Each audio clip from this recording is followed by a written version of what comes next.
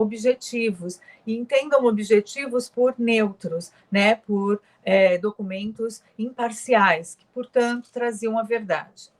Esta consideração, ela foi, né, superada, e a história passou a incorporar a literatura também como um dos seus documentos, né, passível aí de reflexão, de análise.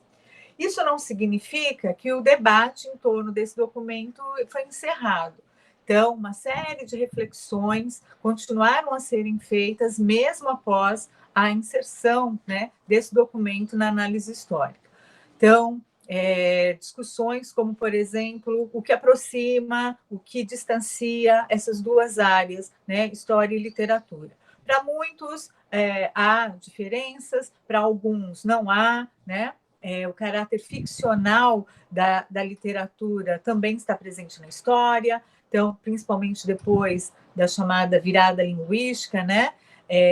Sobretudo a partir dos estudos aí propostos pela polêmica, né, causada ainda, enfim, pelo Hayden White, de que não há diferença entre história e literatura, ambas são narrativas e ponto.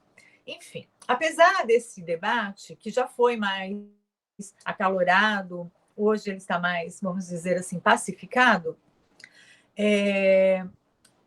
a história admite a literatura, né, como documento para suas reflexões, para sua análise, embora há aí uma consideração de que, de fato, existem aproximações, mas também distanciamentos, há limites, né, que separam cada uma das áreas. Então, para nós, historiadores, a literatura é como tudo aquilo que o ser humano produz durante a sua experiência, documento, né? Entendido como vestígio, como pista, como evidência. Também a ideia de documento, antes compreendido como verdade, né, como prova, como atestado de veracidade, também já foi abolido. Então, nós, aqui na análise histórica, consideramos toda a evidência, né, deixada, todo rastro, melhor, né, talvez aí o termo, deixado pela experiência humana como documento histórico, ou seja, tudo que o ser humano produz é passível de análise para a construção, né, do conhecimento em história. E, portanto, o documento é entendido nesse sentido, né, como um indício, como uma pista. E, particularmente, a literatura, ela carrega todas essas potencialidades, né, que eu destaquei aí. Na literatura, a análise histórica consegue perceber o imaginário, a sensibilidade, valores, ideias, representações, né, que nos aí apresentam um determinado contexto. Isso vale também pensar que, claro, não é uma característica apenas da literatura, mas das artes em geral. Então, imaginário, sensibilidades, valores, ideias, representações estão também, né, aí dispostos, estão também presentes em outros vestígios, mas, sobretudo, naquilo, né, que nós chamamos de arte. Então, na pintura, na música, no cinema, até mesmo, né, enfim, fotografia, dança, enfim, todas as manifestações que a gente puder aí categorizar, teatro, enfim, nas artes, potencialmente essas marcas, né, estão postas. Claro que a gente poderia aqui ficar explanando que essas evidências, né, também estão em outras, como nas fontes orais, como na imprensa, enfim. Mas, sobretudo, por tratar, né, de expressão, a arte, ela evidencia, sobretudo, esses elementos aí destacados, né, de uma maneira privilegiada, que nem sempre encontramos em outros vestígios. Daí a potencialidade de trabalhar com essas fontes, né? As chamadas fontes do sensível, exatamente a riqueza que, né, as artes nos possibilitam aqui para análise histórica. Muito bem. Feita rápida essa, né, aí, reflexão, nós temos só que pontuar também que, embora hoje, como eu disse, a análise histórica incorpora a literatura como um dos seus documentos, né, reconhece aí como uma das suas fontes, também temos que lembrar que existe sim, né, uma diferença entre as narrativas, né, a literária e a histórica. Qual é essa diferença? É uma linha tênue, mas ela existe. A narrativa histórica, ela tem necessariamente o compromisso com a explicação dos fatos. Não significa que os historiadores buscam a ideia de verdade, verdade no seu sentido absoluto. Nós buscamos a verdade limitada, possível, né? Portanto, chamada verdade histórica. Mas o ponto de partida do historiador é o vivido, é o real, né? Ou seja, nós, historiadores, trabalhamos com a experiência, o acontecido. E, necessariamente, o nosso limite é exatamente a evidência desse vivido, ou seja, é preciso, não é?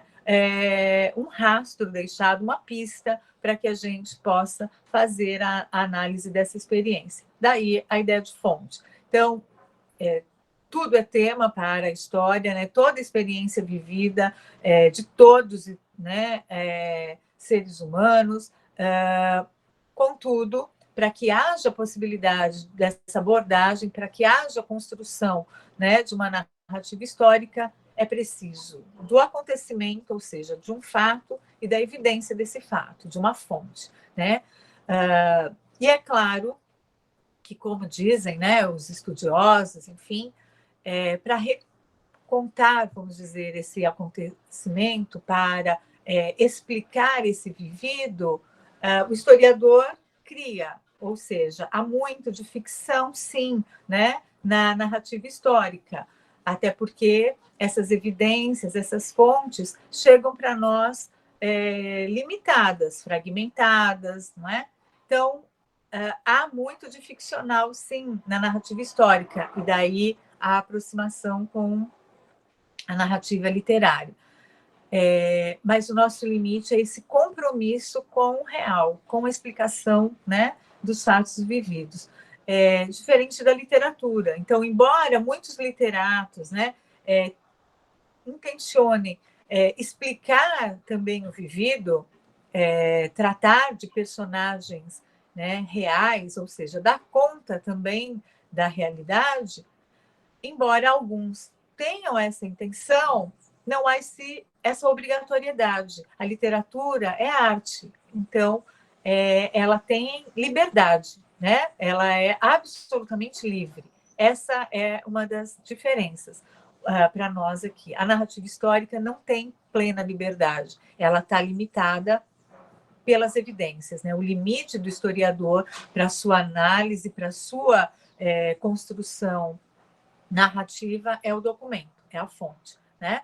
Então, eu acho que isso é importante destacar. Pode passar, Ricardo, por favor? Eu destaquei um trecho de uma professora que já faleceu, mas deixou uma obra importante, não é?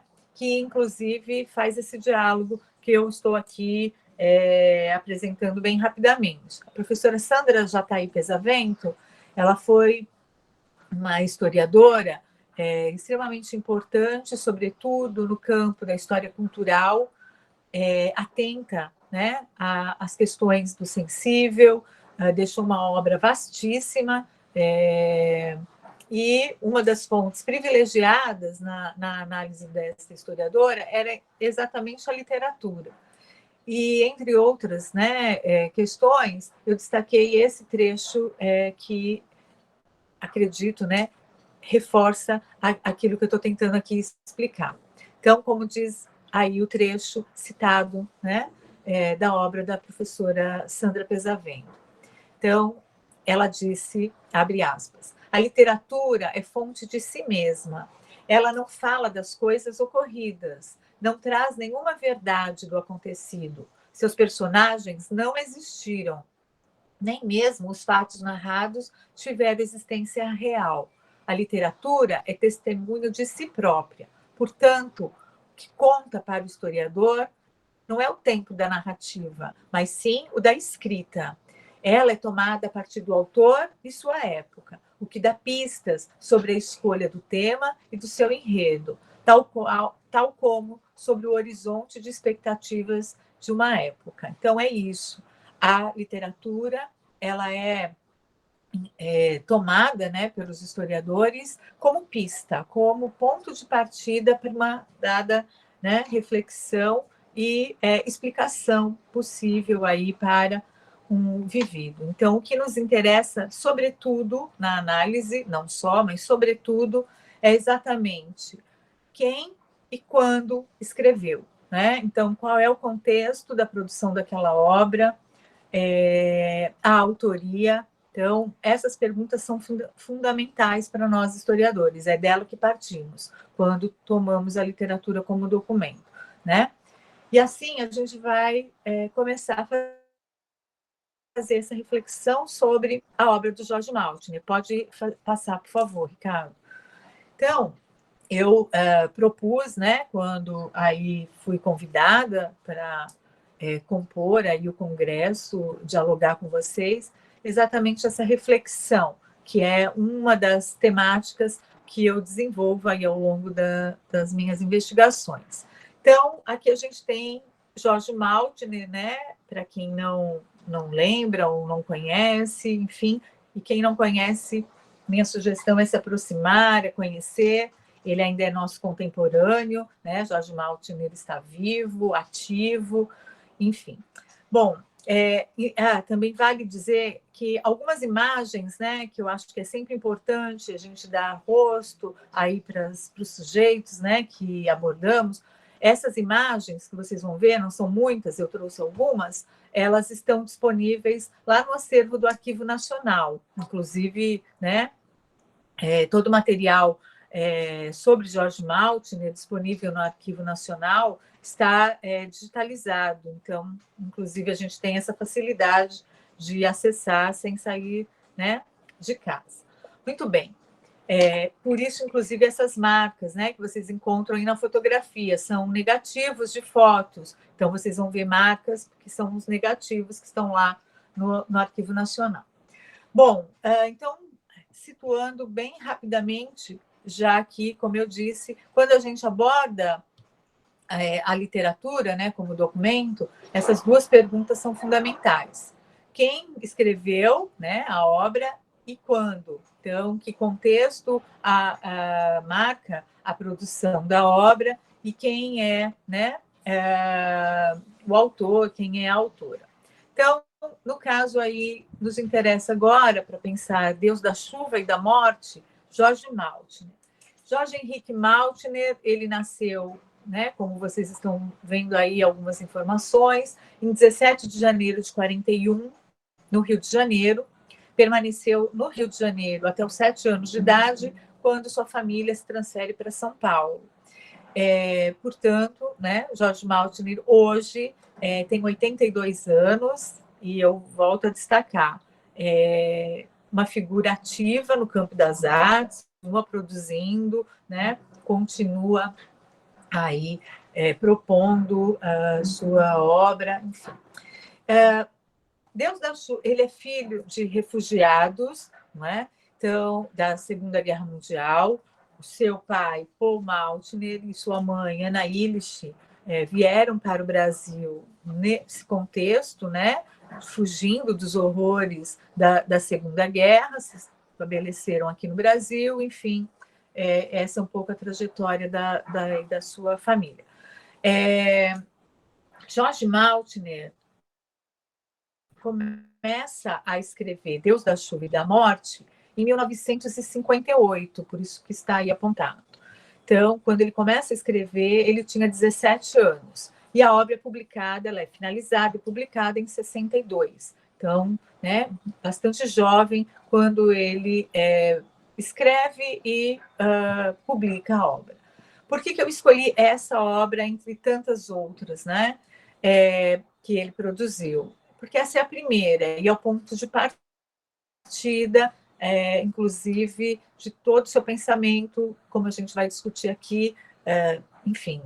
Jorge Maltner segue aí aquilo que ele chama de obra contínua. Então, tudo está interligado. Para ele, né, não é possível a gente separar uma das obras. Para ele, nós temos que compreender, na verdade, num conjunto. Né? Ele afirma estar produzindo, na verdade, uma única obra desde então, né? Aí, em partes, mas que precisam ser conectadas, precisam ser analisadas num todo, né? Consideradas, de fato, como conjunto. Muito bem. Então, aos 17 anos, ele começa a escrever essa obra, publicada em 62, em São Paulo, né? Então, ele já tinha se transferido, né? Desde os 7 anos de idade, ele estava em São Paulo, e a gente também tem que considerar isto para compreender aí algumas questões que a gente vai abordar. Muito jovem, né? Já inclusive por conta do impacto que a obra causou, ele é convidado para assinar uma coluna no jornal Última Hora, um jornal de grande circulação à época. Ele escreveu essa coluna chamada Bilhetes do Caos, caos com K mesmo, a gente já vai também entender um pouco por quê. E essa coluna se manteve entre os anos de 63 e 64. Então, isso também é importante da gente destacar. Jorge Maltner, embora muito jovem, ele já tinha uma inserção importante no circuito cultural. A obra já tinha causado muito impacto, ela, né, provocou muita, enfim, reação, né, na recepção da obra, foi bastante comentada. Ele, enfim, se notabiliza já por essa obra aos 21 anos e assina uma coluna num jornal de grande circulação e uma coluna bastante importante publicada no suplemento cultural, né, do jornal Última Hora. E nessa coluna, Bilhetes do Caos, ele vai tratar dos acontecimentos, né? Então, por exemplo, era um contexto ali de muita agitação no Brasil por razões, né, de debates em torno das reformas que o governo João Goulart propunha, crise política, né, bem na vésperas ali do golpe que instaura a ditadura militar. Então, todas as agitações, todos os acontecimentos, as marchas, né, que aconteciam no Brasil, promovidas pela direita, as manifestações de esquerda, pressionando, né, o governo pela aprovação das reformas, enfim, todo esse contexto, né, de agitação, de, enfim, reivindicações e, posteriormente, o golpe, né, a crise política que acaba instaurando a ditadura militar, foi captada, né, aí por Jorge Maltner e apresentada na sua coluna. Então, é bem interessante também acompanhar aí a sua produção nesse suplemento cultural, né? Bom, quando chega o golpe de 64, ele é preso, ele é uma das pessoas presas ainda na chamada Operação Limpeza, que a ditadura militar coloca imediatamente em prática, né? A partir do golpe de 64, em 31 de março, há uma lista enorme de pessoas, enfim, consideradas, né, como subversivos, como, enfim, ameaçadoras da ordem, e entre essas pessoas havia uma lista que os militares tinham, né, que foi sendo construída no pré-golpe, com ali o aparato de inteligência, né, o mapeamento dos chamados subversivos já estava sendo feito, Quando essa operação limpeza é deflagrada, a partir de 31 de março de 64, nós tínhamos uma lista de cerca de 5.000 pessoas consideradas, né, ali suspeitas de tentarem subverter a ordem. E entre essas pessoas estava Jorge Maltner, embora bastante jovem, enfim, como eu disse, ele já era uma figura ali, enfim, que atraía atenções. Tinha sido filiado ao Partido Comunista também, tudo muito jovem, tudo muito precoce na vida de Jorge Maltner. Por exemplo, em 58, que é o ano que ele começa a escrever Deus da Chuva e da Morte, ele estava filiado ao Partido Comunista Brasil e participava, inclusive, então não era só uma filiação. Jorge Maltner participou da célula cultural. Ele foi convidado, na verdade, para participar dessa célula cultural do PCB pelo Mário Schimberg, que, inclusive, delega para ele tarefas, enfim, de pensar, junto com outros, né, artistas intelectuais, uma proposta estética para o partido. Então, muito jovem, ele mesmo admite, ele recebe essa responsabilidade. Então, né, desde 58 ele estava no partido, embora depois ele vá romper, enfim, aí tem também alguns desdobramentos para a gente pensar. Enfim, com o golpe, ele é preso, como vários outros artistas intelectuais, trabalhadores, estudantes, professores, líderes sindicais, políticos, né? Perderam seus direitos políticos, foram cassados, mandatos de deputados, senadores, governadores, ex-presidentes, né? Enfim. Nessa lista, Jorge Maltner, então, figurava, ele é uma das primeiras vítimas, né? Vamos chamar assim, do golpe, ele é preso, incluído na Lei de Segurança Nacional, fica um tempo preso, depois é liberado, como fizeram com vários, né? Enfim. E aí ele vai permanecer mais alguns anos no Brasil, como vocês estão vendo aí, acredito, né? Que seja visível. Ele, ainda no ano de 65, ele publica mais 2 obras, Narciso em Tarde Cinza e Vigarista Jorge, e também grava 2 compactos, Radioatividade e Não, Não, Não. Bom, e aí ele, em seguida, né, no ano de 66, ele faz o autoexílio. Então, ele se exilou nos Estados Unidos, ele não foi, né, como muitos, obrigado a fazer o exílio, ele decide por conta, né, de fato, de todo o contexto aqui vivido no Brasil. Então, ele vai para os Estados Unidos, lá, inclusive, ele tem um contato, enfim, ele consegue trabalhar no escritório da Unesco, ele fica assessorando, né, enfim, um dos secretários da Unesco, e retorna ao Brasil em 68, né, um ano bastante também turbulento,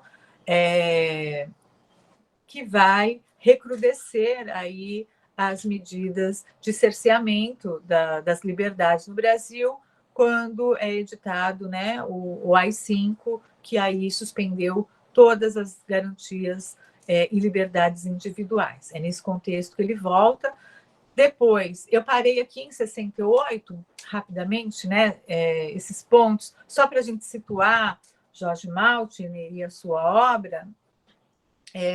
Ele vai voltar para o exterior, ele se, entre aspas, autoexila novamente. Em 70, ele vai para Londres, é lá que ele conhece, inclusive, o Caetano, o Gil, ele se aproxima, né, desses representantes do tropicalismo, enfim. Depois ele retorna ao Brasil, mas aí a gente adentraria as discussões sobre os anos 70, e o foco aqui é pensar, né, esse contexto dos anos 60, enfim. Então, fica aí também como sugestão vocês se aproximarem, pensarem um pouco, quem não conhece, quem nunca, né, ouviu falar, se interessou por Jorge Maltner, fica aí a recomendação, uma figura bastante interessante, com uma obra bastante desafiadora, né, para a gente refletir, tanto na literatura, na música e também no cinema. Só para a gente ir avançando, né, mas uma sugestão. No cinema, ele produziu um filme, inclusive em Londres, chamado Demiurgo, em 70. Esse filme foi proibido, ele foi censurado no Brasil. Depois de um tempo, ele é liberado, mas ele nunca participou, né, do circuito comercial. Ele acabou sendo exibido apenas em, né, cineclubes, enfim. Mas vale a pena, né, assistir, quem se interessa aí, ou quem passar a se interessar, espero, por Jorge Maltner, buscar essa obra, que diz muito também, né, aí da sua produção. Como eu disse, a afirmação do próprio Jorge Maltner, e a gente já vai retomar isso, ele insiste nisso, a sua obra só pode ser compreendida num conjunto. Então, nós temos que considerar toda a sua literatura, as suas canções, né? Ele é autor de várias canções, e inclusive, né, esse filme. Então, é o conjunto que explica o pensamento, né, a arte de Jorge Maltner. Por favor, pode transitar aí para outra.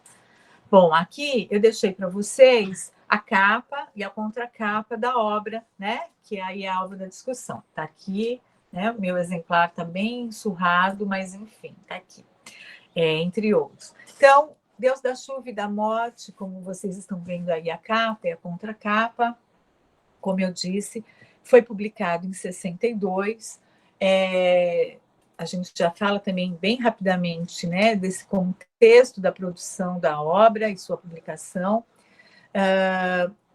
O volume conta com 466 páginas e, de acordo com o próprio Jorge Maltner, né, a obra ela reúne aí as ideologias de centro, de direita e de esquerda, numa síntese, né?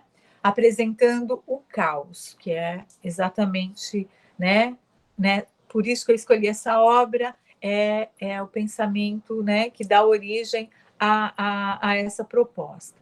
O caos, que é o que ele vem apresentando até hoje, né? Como eu disse, ele está ativo, mesmo com 82 anos, enfim, e ele mesmo que define esse caos com K, né? Vale dizer que em 58, quando ele começa a escrever a obra, né? Como eu disse, ele participava da célula cultural do PCB. Ele fundou, inclusive, o Partido do Caos em 58 também, né? Com algumas outras pessoas, enfim, mas ele é o fundador do Partido do Caos. E, a partir de então, a sua obra tenta, como ele coloca, explicar, então, o que vem a ser esse caos com K, né? Que, inicialmente, está, segundo ele, apresentado, explicado num complemento, né? Então, ele constrói uma trilogia. Deus da Chuva e da Morte é o, né, primeiro volume dessa trilogia. Caos, né, com K é o segundo, e Narciso em Tarde Cinza é o terceiro. Embora depois ele vai continuar escrevendo, né? Aqui a gente tem, ó, Narciso em Tarde Cinza, né? Que ele vai continuar explicando, né, apresentando essa sua ideia do caos. Fundamentos do Caos, né, é outra obra. Ao final eu deixei uma série de referências que, se alguém se interessar, pode buscar. Panfleto da Nova Era, né, também faz parte desse pensamento. Sexo do Crepúsculo, né, Fragmentos do Sabonete. Eu tinha falado em aula sobre isso. Uma aluna que, inclusive, está aqui assistindo, disse que só leria se fosse obrigada, mas não, né? É importante. Enfim, o que a gente tem? Essa obra, ela, como eu disse, causou ruído, ela foi bastante comentada, a recepção da obra, né, foi aí bastante discutida, e ele ganhou o prêmio Jabuti, né, de literatura, né, por conta dessa obra. Então, vejam, um jovem, né, que começa a escrever aí aos 17 anos, conclui, né, aos 21, e já ganha o prêmio Jabuti por conta da obra. É claro que ela não era uma unanimidade, óbvio, houve críticas negativas, enfim, mas a maioria dos críticos, né, considerou aí uma obra, enfim, de impacto, o caráter inovador, a gente já fala também um pouquinho a respeito disso. Bom, também bem rapidamente, né, para a gente avançar e vocês entenderem um pouco o que é essa obra, enfim. Como eu disse, para nós historiadores, além de quem escreveu, nos interessa também quando, não é? Então, Deus da Chuva e da Morte começa a ser escrita em 58 e é publicado em 62. Então, nós estamos num contexto de rápido desenvolvimento econômico. Nós estávamos, quando ele começa a escrever a obra, no governo Juscelino Kubitschek, marcado, né, pelas rápidas transformações, pelo seu plano lá de desenvolvimento de 50 anos em 5. Então, a obra está contextualizada no que se convencionou a chamar no Brasil de anos dourados, uma fase, né, de desenvolvimento, de modernização, de abertura ao capital estrangeiro. Então, isso também tem que ser considerado, né? É um momento de abertura ao capital externo de forma, né, sem precedente. Então, o contato não apenas com produtos, mas ideias estrangeiras, cada vez mais, né, possível no Brasil. E, claro, esse rápido desenvolvimento, essa modernização, beneficiou, obviamente, em especial, um setor, né, da sociedade brasileira, que foi a classe média, que é exatamente, né, aí o lugar social de George Maltner. Ele se situa nessa classe média alta, portanto, a gente também tem que considerar isso. É um jovem de classe média alta, com acesso a todos os benefícios, né, dessa rápida modernização, do impacto, né, das mudanças promovidas por essa política econômica de Juscelino Kubitschek. É um jovem que pode consumir não só as ideias, mas os produtos, né, que essa modernização está trazendo. É um período de, apesar, né, enorme endividamento do país, que vai agravar as condições de crise econômica, enfim, vai acentuar mais à frente a desigualdade social, né, como consequência desse plano de Juscelino Kubitschek. Mas, apesar disso, era uma época bastante otimista, uma nova capital, né? Enfim, havia ali toda uma perspectiva de um novo Brasil, e por isso também havia um amplo debate sobre as questões sociais e o próprio, né, cenário brasileiro. Quais os caminhos, quais os rumos. Então, é um momento de amplo debate de artistas, de intelectuais. Não é por acaso que nós estávamos também no contexto de movimentos, né, artísticos importantes. Por exemplo, o contexto do nascimento da bossa nova, né, do cinema novo, uma ruptura, né, nas artes como um todo, enfim, a poesia concreta, né? Nós temos um impacto também desse concretismo nas artes plásticas. Então, é um cenário importante e Jorge Maltner tem acesso a tudo isso, como eu disse, por pertencer a esse grupo social, né? que está beneficiado por todas essas transformações. Então, ele consome as ideias, os produtos, e claro que isso vai impactar também na obra do jovem autor, né, com 21 anos, lá em 62. Pode fazer a transição, Ricardo, por favor. Então, bem esquemático aí, né? Eu estou trazendo para vocês uma ideia da obra para que a gente se situe, até porque essa conversa aqui, né, é bastante pontual, é rápida. A ideia é suscitar aí a reflexão em torno do texto, né, da produção de Jorge Maltner, para que, enfim, alguém, né, se interesse, continue a pensar a respeito, enfim. Então, Deus da Chuva e da Morte é um texto autobiográfico. Isso não só a crítica, né, constatou, mas é a definição do próprio Maltner. Ele vai, né, afirmar, na verdade, que toda a sua obra é autobiográfica, né? Não só na literatura, a música, o cinema, né, já que ele tem inserção também nesses setores. Então, é um texto autobiográfico, como ele também insiste em afirmar, é uma obra contínua, una e aí, né, acabou ficando errado. É una e interligada. Como ele diz, para compreender a sua proposta é preciso que a gente dê conta do todo, né? Não é possível abordar só uma parte. Então, essa obra contínua está exposta na literatura e na música, né? Já que no filme também, mas filme ele só fez um, então a permanência do seu pensamento se apresenta nesses dois setores, né? Na literatura e na música, onde ele é mais produtivo, e reúne, né? Todas as suas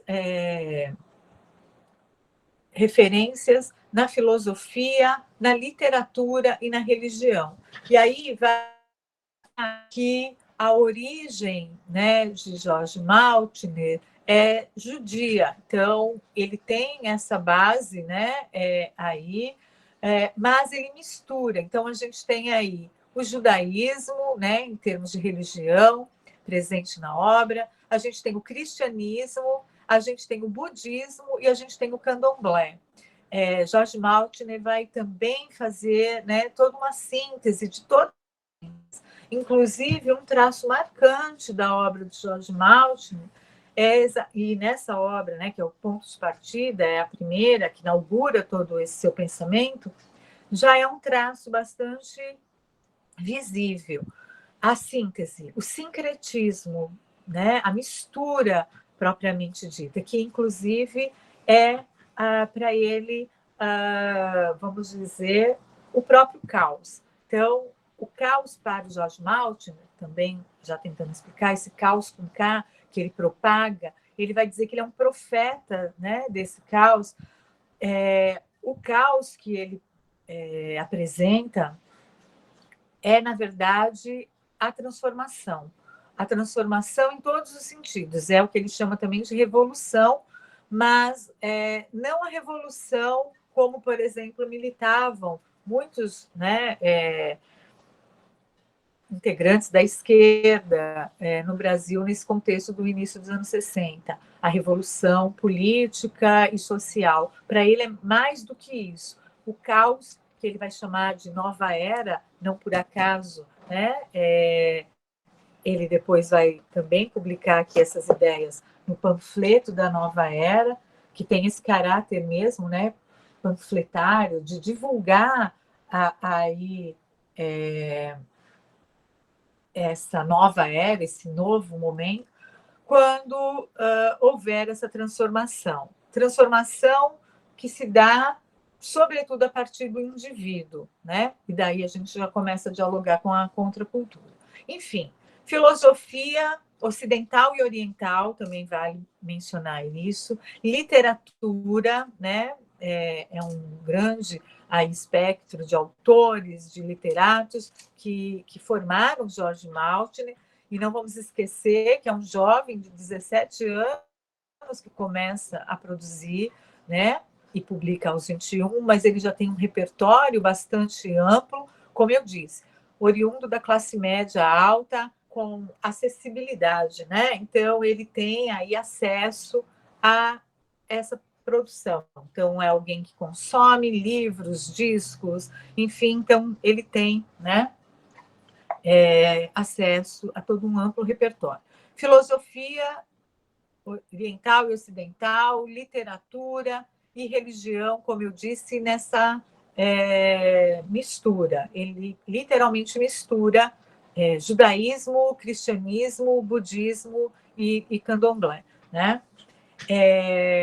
E apresenta aí suas experiências, suas dúvidas, seus desejos. É praticamente um diário, né, de um jovem aí da classe média alta, com todas as suas inquietações, né, com sua visão de mundo, enfim. Também, como ele próprio define, a obra é confessional, né, é um diário, basicamente, onde ele expõe a sua intimidade em fragmentos, em estilhaços. Aí vale também mais um traço para a gente destacar da obra do Jorge Maltner. Se eu falei de síntese, né? Se eu falei, sobretudo, de sincretismo, né? da mistura que ele faz e que ele propaga como a saída, né? Como a chave aí é o sincretismo, ele aposta nisso, para esse caos, né? Para essa transformação e chegarmos a essa nova era. Jorge Maltner também tem outro traço que vai estar em toda a sua obra, o fragmento, em estilhaços, né?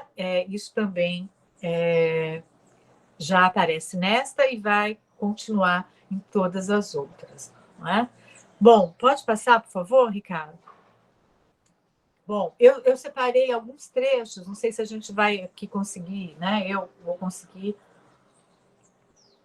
destacar todos. Eu estou tentando, né, não me alongar tanto para não cansar vocês e possibilitar aí um pouco de conversa. Mas, enfim, eu separei aqui um trecho quando ele comenta, não é um trecho da obra, mas é uma entrevista do Jorge Maltner, explicando o insight, a inspiração que ele teve para escrever, porque ele diz exatamente isso. A obra nasce de um momento que ele chama de iluminação. De repente, ele teve uma iluminação e começou a escrever, né? E aí, nas palavras do próprio Jorge Maltner, foi num dia de chuva. Eu odiava a chuva, muito ligada a São Paulo, para onde eu vim quando minha mãe casou-se novamente e eu fiquei separado de minha mãe negra. Eu ia possivelmente enlouquecer quando consegui, através da arte, fundir com toda a dor de filho refugiado de guerra, de várias separações e loucuras, numa síntese. E aí eu destaquei, porque isso vai estar sempre evidente na obra do Jorge Maltner, né? Essa busca da síntese. Tanto a minha linguagem musical, a linguagem literária, a linguagem pictórica, num só dia de iluminação. Foi por isso que fiz a música Iluminação, que eu gravei no final de 58, né? Também adquiri um estilo literário. Foi tudo ao mesmo tempo. Fantástico. E depois eu li o Antônio Vieira. Inclusive, o estilo dele tem muito a ver com o que me aconteceu. Eu escrevia muito bem e sabia imitar vários estilos, os realistas, os naturalistas, né? Maupassant, Flaubert, Somerset, Malraux, Hemingway, mas nunca era o meu estilo. Neste dia do estalo, consegui formar. O Jorge Maltner também vai dizer em várias entrevistas, né, que embora ele reconheça que, né, estava impactado por tantos autores, né, aqui a gente tem alguns nomes, mas em outras entrevistas ele cita, né, ele nos dá aí toda a lista, vamos dizer assim, do que ele já havia lido até então, enfim.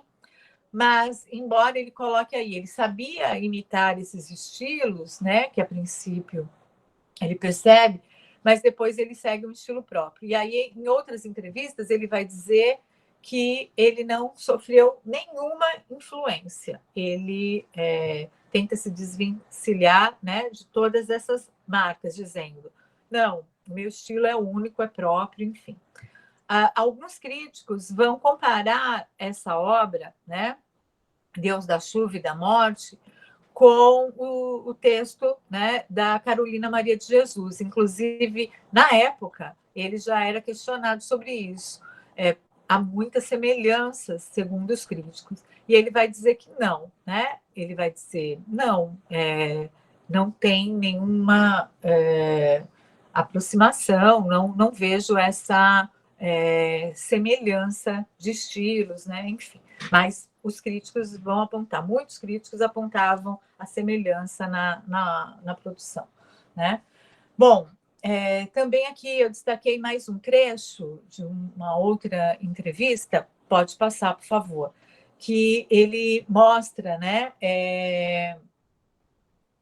Ele apresenta essa sua intenção, como eu disse, de anunciar o caos, né? Para Jorge Maltner, os 3 volumes que escreveu não pode ser considerado separadamente, mas apenas em conjunto. A trilogia promete o que ele chama a coisa nova, né, o caos. O que é o Partido do Caos? A coisa nova. É uma religião que inauguro, segundo Jorge Maltner. Escrevo levado por um impulso místico e escrevo em transe de delírio. Dizem os espíritas que alguém escreve em mim, e por vezes sinto isto realmente, capto tudo que está aí no ar, a revolução, as contradições espirituais e econômicas. Sou fruto da Segunda Guerra Mundial, sou o profeta da nova era, da coisa nova que se abaterá sobre o Brasil e mais tarde sobre o mundo inteiro. É do Brasil que nascerá a coisa nova. Ele vai sempre insistir, continua insistindo nisso, né? Como eu disse, ele está vivo, ele continua produzindo. Para o Jorge Maltner, essa transformação virá e ele se, né, apresenta como um profeta, alguém que vem anunciar essa transformação e, sobretudo, a partir do Brasil, porque aí, né, ele vai admitir, enfim, nas suas reflexões, de que o Brasil, como nenhuma outra nação, consegue fazer esse sincretismo, essa mistura. E para ele, uma das chaves, né, para essa construção da nova ordem está aí, né, na possibilidade de síntese, de sincretizar, embora ele muitas vezes apresenta isso de forma muito otimista, entendendo que a mistura, né, que o sincretismo é feito de forma harmoniosa, né, sem conflito, o que, né, nos leva a fazer algumas questões, porque nós sabemos que não é bem assim, né? A violência, enfim, impacta também nessa mistura, nas apropriações, né? Reformulações, enfim. Mas ele apresenta isso, e muitas vezes de forma muito otimista, até afirmando essa harmonia, né? Bom, aí tem um outro trecho, eu vou passar só para a gente adiantar um pouco, e também a gente, né? Pode passar, Ricardo, por favor. Pode passar, por favor, para a gente. Eu tinha destacado alguns outros. Isso. Aqui eu deixei só mais uma imagem para vocês irem aí, né, lembrando da figura de Jorge Maltner, como está aí destacado, ele fundou esse partido, né, do caos, anunciando já a nova era. Pode passar. E aí eu vou destacar só algumas impressões, né, da crítica. Então, por exemplo, aí o Nelson Coelho vai escrever, inclusive, sobre, né, a obra. Esse texto, inclusive, aparece aqui na contracapa, né, destacando já a importância de Deus da Chuva e da Morte. Nelson Coelho disse o seguinte: até hoje no Brasil, ninguém escreveu como Jorge Maltner. Ninguém entre nós criou literatura com tamanho e tão belo fôlego renovador. O talento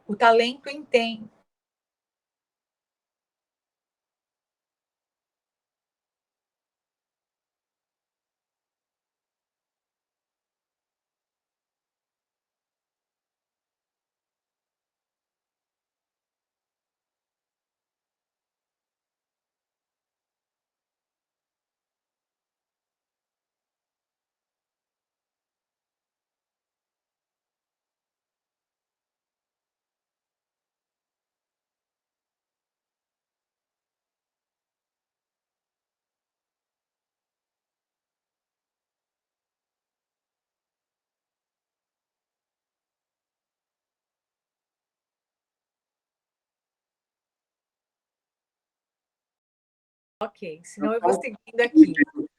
A internet caiu aqui um pouco, mas Tá, eu já estou na tá, apresentação. tá bem. Não, fica tranquilo, não tem problema não. Então, como vocês percebem, né, há aí um entusiasmo, uma recepção, né, bastante, enfim, positiva, claro, por parte de muitos críticos, como eu disse. Ele, óbvio, não era uma unanimidade, não é até hoje, enfim, a obra não causou essa impressão positiva em toda a crítica, mas na maior parte dela. Tanto é que ele ganhou o prêmio Jabuti, né? Aí há um tom, não sei se talvez exagerado, né, de colocar Jorge Maltner, entre aspas, desbancando Mário de Andrade, Guimarães Rosa, né?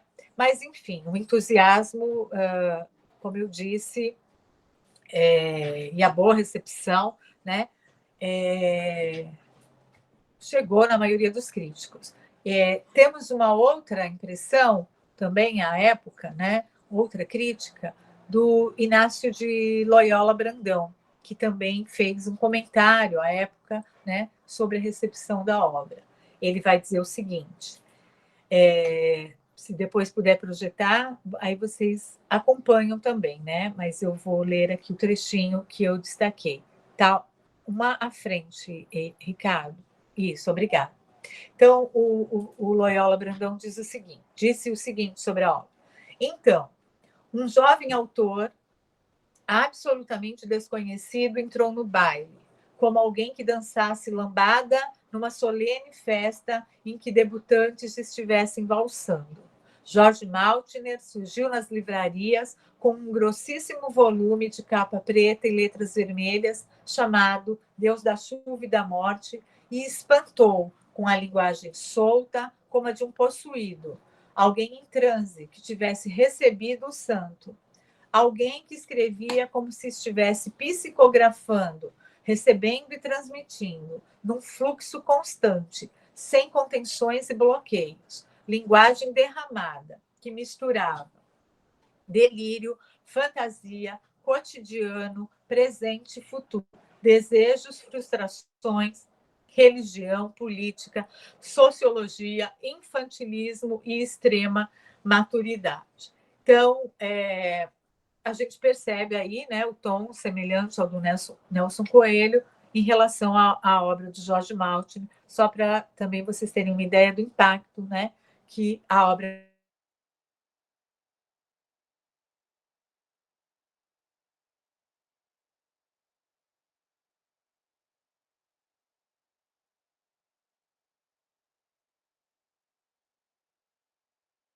conhecer a obra. Aí, como vocês veem, também uma fala do próprio Jorge Maltner, né, que eu destaquei, quando ele reafirma esse caráter autobiográfico. Ele está sempre falando de si mesmo, em toda a sua obra, né? Desde Deus da Chuva e da Morte, meu primeiro livro, sou personagem, sou o Jorge que aparece em todas as páginas. E ele continua afirmando isso, né? Ele a figura, né? O personagem central da sua obra, e, portanto, ela continua assim, autobiográfica, enfim.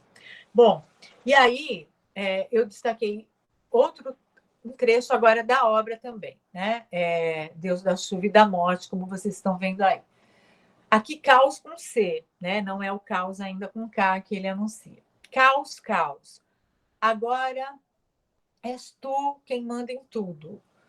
No começo, a revolução era uma revolução como as outras, tinha ideias. Mas eu e meus amigos conseguimos fazer desta revolução uma revolução diferente. Ela transformou-se numa revolução do caos. A confusão é sagrada e os humanos fracos foram metralhados. Quando eu me lembro das cenas de fuzilamento e massacre daquele bando de nojentos, me dá vontade de gritar. Agora só existe o caos e o ódio é mais bonito que o amor.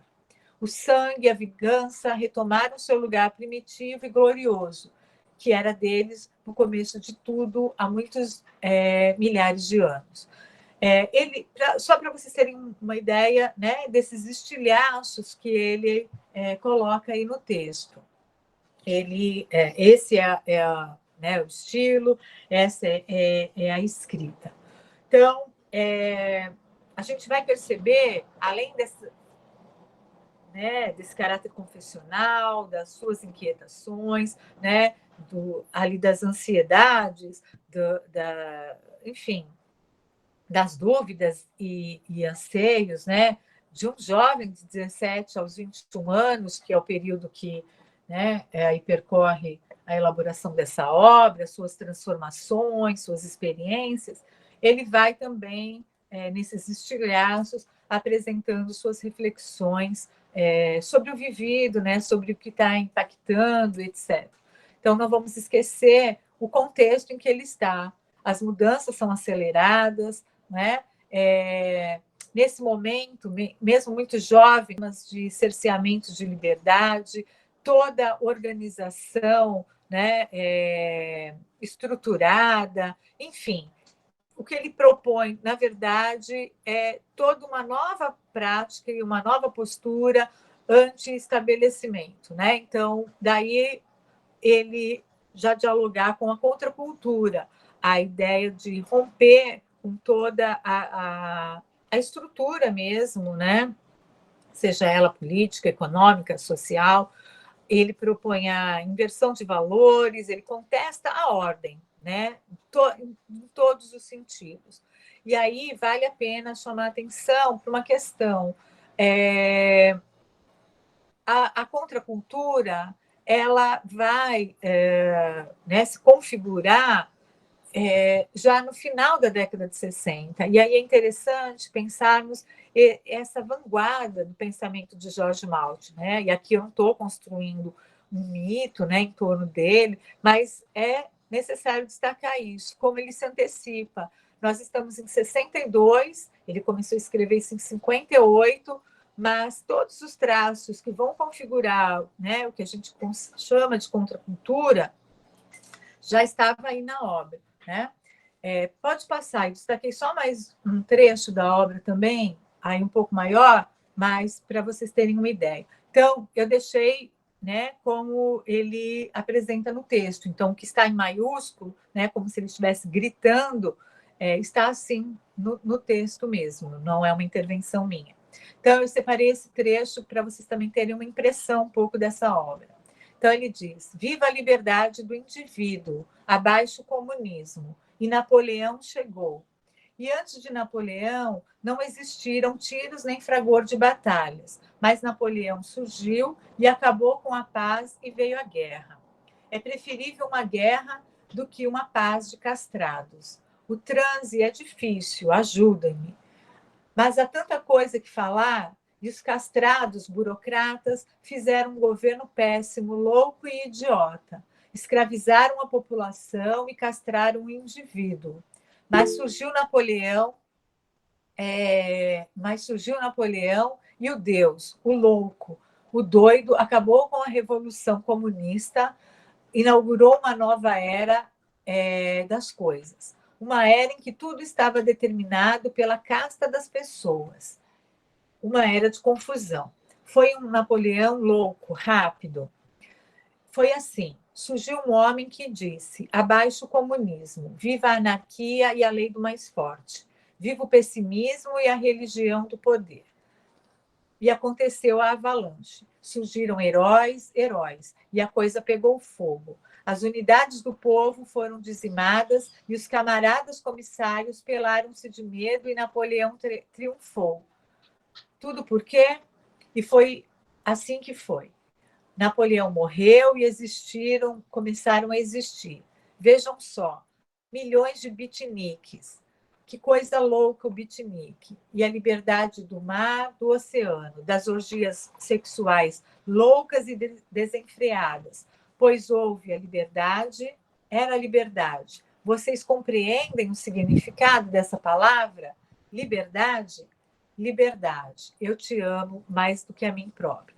Então, vejam, é de fato, né, aí um despejo de sentimentos, de inquietações, como, né, vocês veem, é de fato uma escrita bastante, né, como eu posso dizer, estilhaçadas, são fragmentos de ideias. Ele nos convida aí a refletir sobre uma série de coisas, sem muita ordem, sem muita, entre aspas, lógica, né, concatenada. Ele não está preocupado com isso. Essa escrita em transe mesmo, né, que vai marcar a obra. Pode passar, eu prometo que eu estou quase concluindo, para, se for o caso, a gente discutir algumas coisas com as perguntas de vocês. Ele diz: e surgirá uma nova era, de novas loucuras e coisas nunca vistas. Acontecerão tempestades e o homem descobrirá o valor da água, da chuva, da morte, rezará para o inovidável James Dean e respeitará a cantora Maísa. O que é mais que o samba é a voz da morte, é a voz da angústia nova transportada para a música, o dionisíaco transportado para uma melodia. Daí nasceu a tragédia, é ou não é? Não sei se me entendem, é difícil, eu sei, mas é necessário que me leiam com sangue. E tudo ainda gira muito fortemente na minha cabeça, meu coração dança, uma dança chuvosa e louca.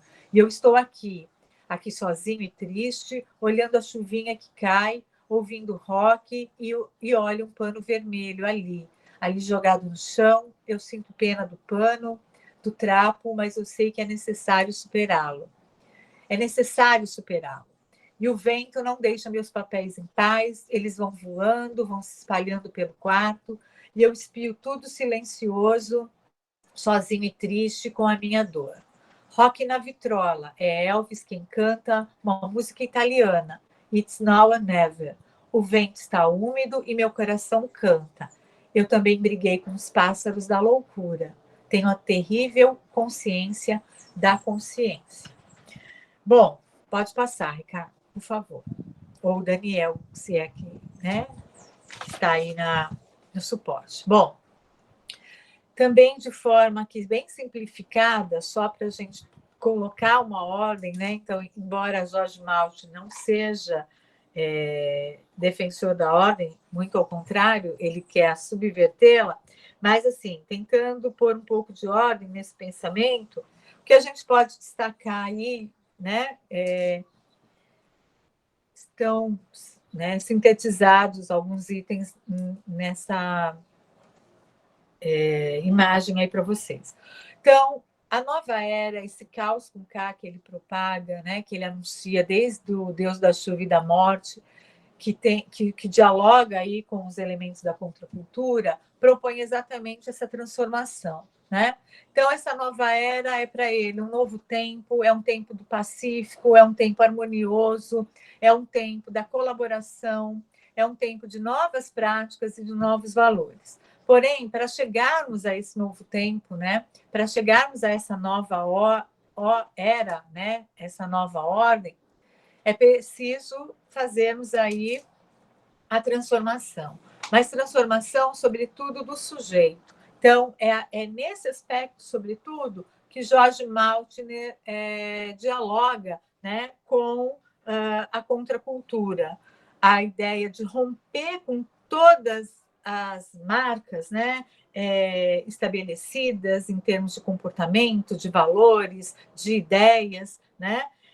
Ele critica todas as formas de liberdade, ele apresenta-se alguém bastante decepcionado com a Revolução Socialista, né? Ele recusa toda forma de conformismo, apatia, qual for, né, de censura, e anuncia, então, a necessidade da transformação, mas pelo indivíduo. Então, a aposta de Jorge Maltner é a mudança individual, cada sujeito fazendo sua própria revolução. E à medida que todos os sujeitos, né, fazem essa transformação, ingressaríamos na nova era, que ele continua defendendo para ele, esse novo tempo virá. Né? Bom, e aí, só para a gente mesmo concluir essa, né, apresentação da proposta, né, da leitura de Jorge Maltner, eu destaquei um trecho, por favor, pode passar, do Caetano Veloso, comentando Deus da Chuva e da Morte. Lembrando que o Caetano só conheceu Jorge Maltner depois, nos anos 70, eles se encontraram em Londres. Caetano Veloso vai dizer que ficou muito impactado com Jorge Maltner, com suas ideias, e depois eles se tornaram grandes amigos, são amigos até hoje, enfim. E aí o Caetano vai fazer essa apreciação, né? Mas é posterior, não é o impacto da hora. Ele faz essa análise da obra, que ele vai conhecer posteriormente, e ele vai chamar, né, o Jorge Maltner de um pré-tropicalista. Ele vai dizer, Jorge Maltner já era tropicalista sem a gente nem saber o que era esse movimento. Ele sempre se antecipa, né? Então, aqui uma fala do Caetano Veloso, de 97, né? É bem posterior. Deus da Chuva e da Morte, nas palavras de Caetano Veloso. Tem a vitalidade das canções sentimentais e dos rocks que seu autor petulantemente exaltava contra todas as tendências de opinião da época. E tem a densidade do romantismo alemão. É, com tudo isso, uma obra de humor pop que fez os tropicalistas do final dos anos 60 reconhecerem-se ali profetizados. E não só os tropicalistas, a imaginação no poder, o sexo na política, a religião além da irreligião, todos os temas que foram levantados pela contracultura estão nele prefigurados. Várias questões que Jorge Maltner já anuncia nessa obra de 62 vão ser depois debatidos e propagados, como eu disse, e aí vale a pena chamar a atenção para esse pioneirismo de Jorge Maltner, pelo que se convencionou chamar mais à frente de nova esquerda, né? Com a crise no Partido Comunista, né? Sobretudo depois das denúncias dos crimes de Stalin, enfim, nós vamos ter aí dissidências, etc., e bandeiras, vamos dizer assim, reivindicações novas assumidas por parte da esquerda, como, por exemplo, né, a questão identitária, os direitos civis, o movimento feminista, bandeiras como, por exemplo, né, a igualdade de todas as formas, a questão ambiental, tudo isso vai ser aí, vamos dizer assim, capitaneado, né, todas essas bandeiras pela chamada nova esquerda. E essa ideia da mudança pelo indivíduo, né? Não vamos esquecer que nós também estamos no impacto, no momento que ele escreve isso, da chamada primeira revolução sexual, né? E isso está bastante evidente na obra de Jorge Maltner, e é interessante a gente pensar como um jovem, né, consegue captar todas essas questões e colocá-las, claro, né, a partir da sua lente, a partir do seu olhar. E ele vai reivindicar isso, inclusive, novas práticas comportamentais, enfim. Então, toda a superação do chamado estabelecido, né, está aí colocada, que ele já está antecipando. É nesse sentido também, né? Recusa todos os padrões, inclusive estéticos, não é? Claro que vale lembrar sempre aquilo, né, que eu comecei a mencionar. Quem é Jorge Maltner? Então, o lugar social que ele ocupa, então é o olhar de alguém, né, da classe média alta, enfim, pensando tudo isso. É um olhar, né, possível da gente captar aí nesse contexto do início dos anos 60. Por favor, Ricardo. E aí, a última imagem eu quis deixar assim, que ela é bastante emblemática de tudo isso, né, que ele propõe, que ele representa. E aí eu estou terminando aqui com um outro trecho da própria obra, né? Então agora a gente foi lá para o final mesmo. Eu aí selecionei um trechinho do final já da obra, como ele afirma. Todo fim é fictício, é uma convenção, é uma utopia. Todo livro tem uma continuação, porque a arte é vida. Aí eu destaquei isso para reiterar aquilo que ele afirma, né, que a obra dele é contínua, é una, está integrada e segue. E ele segue com 82 anos produzindo, né? Faz de conta que esse livro acaba aqui. a continuação dele eu farei em Sambas Canções Loucos e Tristonhos, ou em Histórias Outras, né? Bom, aí também seria motivo da gente discutir outras questões, só mesmo para concluir. Aqui aparece Sambas Canções, a música, tanto é que ele é compositor de várias canções. Jorge Maltner dialoga muito com a produção musical, né, interna e externa, como vocês viram num trecho que eu trouxe, ele mistura referências como, por exemplo, Elvis, né, Maísa, ele coloca figuras do cinema, James Dean, enfim. Então, é esse jovem também que se insere nesse contexto do impacto, né, das influências estrangeiras, olhando para a nossa produção cultural, né, samba, canção, rock internacional, enfim. E é essa mistura. Não por acaso o Caetano vai chamá-lo de pré-tropicalista, né? Ou de um tropicalista sem saber sê-lo, né? Ele já era e nem sabia. Enfim, e é isso, não sei, né, se, enfim, cumprir aí, atender as expectativas, como eu disse, espero não ter frustrado vocês em relação à expectativa dessas discussões, e eu deixei aí algumas informações, né, para que, caso alguém tenha interesse, enfim, queira aprofundar aí as reflexões em torno de Jorge Maltner, que eu recomendo, estão aí. Aí tem as obras que eu me referi, de algumas entrevistas cedidas, né, pelo Jorge Maltner, algumas das suas obras, não é? E o texto da professora Pesavento, que eu citei logo lá no início, que faz essa reflexão da relação história e literatura, né? Enfim, fica a sugestão para vocês lerem Jorge Maltner. Espero ter, né, colocado algum sentido nessa discussão aí apresentada.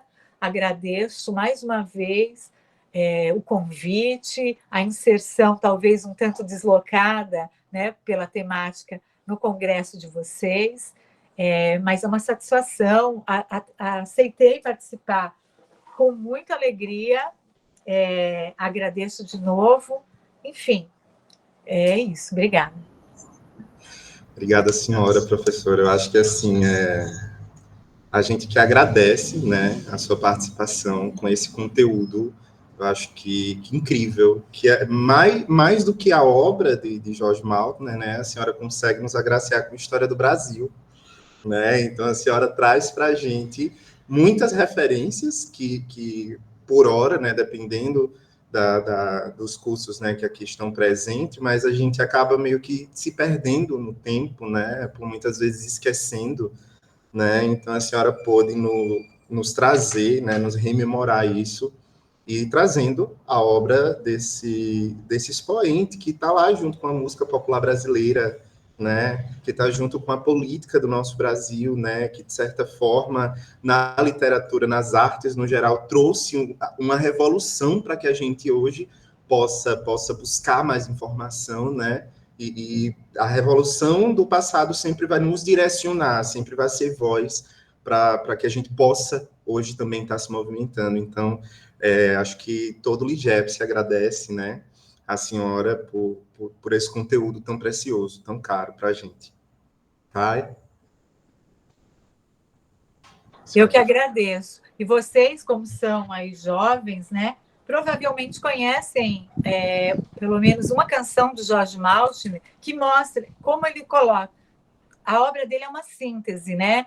Então, assim, por exemplo, Maracatu Atômico, que com certeza, né, vocês que são jovens, conhecem com a Nação Zumbi, que tem toda aquela potência, que conseguiu captar exatamente Jorge Maltner. A música é dele, né? Maracatu Atômico é de Jorge Maltner. Ali está aí, né, os elementos que a gente está discutindo aqui, que já estavam em Deus da Chuva e da Morte.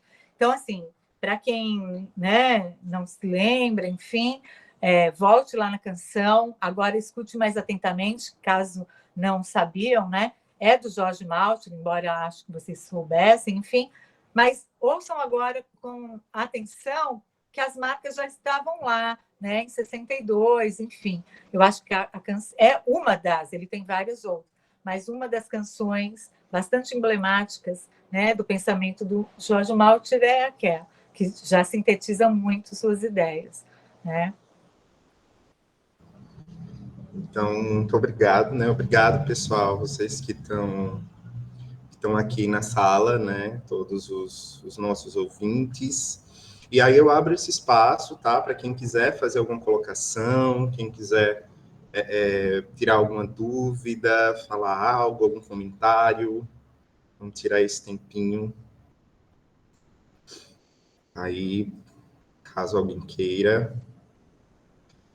E assim, realmente, professora, a senhora agora falando, conhecendo, né, na verdade, eu acho que eu só, na minha graduação de letras, eu acho que eu li pouquíssima coisa de Jorge Maltner, né? Confesso que não conhecia, mas a música, acho que o movimento Manguetown, para mim, para minha mãe, para minha família, ele é muito presente, né, culturalmente falando, e eu cresci escutando, sabe?